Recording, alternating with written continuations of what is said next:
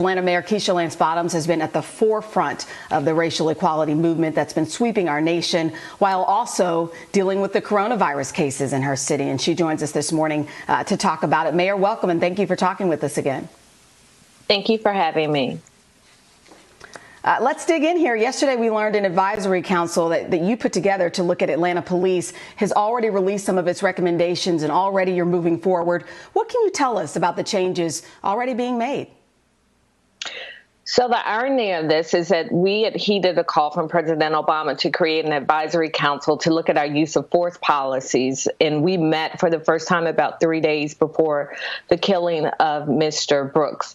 And so what it really highlighted for us again is that we don't have time to wait to begin to make changes in our police department. And so we convened this advisory committee. They gave us 10 recommendations. 3 we have already enacted.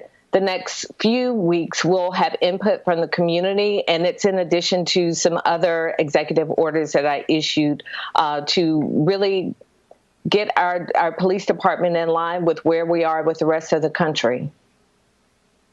On Wednesday, the 3 men who were arrested last month for the murder and other crimes in connection with the Marberry were indicted on murder charges.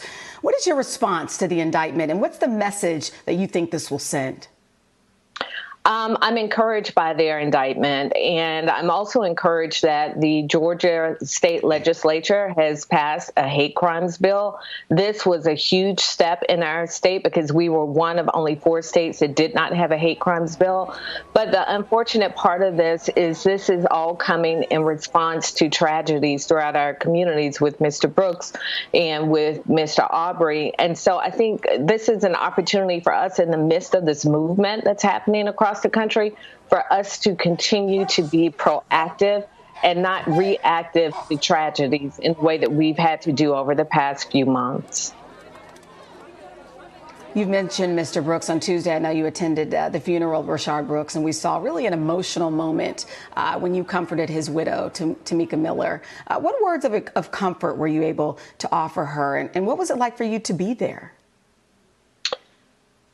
Wow, she is an incredibly strong woman. It was a very emotional service, a beautiful service. You'll also see my 12-year-old son in that picture, and he asked me if he could attend the services with me. And after the services, he said he was a really good-looking man. He seemed to be a really nice man, and he didn't deserve to die that way. And for the entire Brooks family, Ms. Miller made one simple request, and that request was that his death not be in vain. And so I'm still carrying that in my mind and on my heart, and we're going to keep pushing forward. And just even having my son there was my reminder that our kids are watching us and they're counting on us to get this right. Absolutely. I think you resonate with so many people because you are multitasking. You're a mom. You're also the mayor of this huge city. COVID-19 is obviously still an issue. We've just seen reporting on cases that are rising in Georgia. And it's interesting because a huge chunk of them, as you know, are now adults under 30.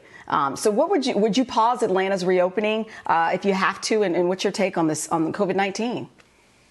Well, Atlanta had a phased reopening in place. We were a bit different than the state because, of course, the governor moved forward with the state's plans with reopening, but we made recommendations to businesses in the city of Atlanta.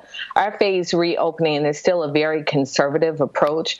Thankfully, we still have a number of businesses, including a number of our Fortune 500 companies who are headquartered in Atlanta, who are still abiding by the phased approach that we have in place.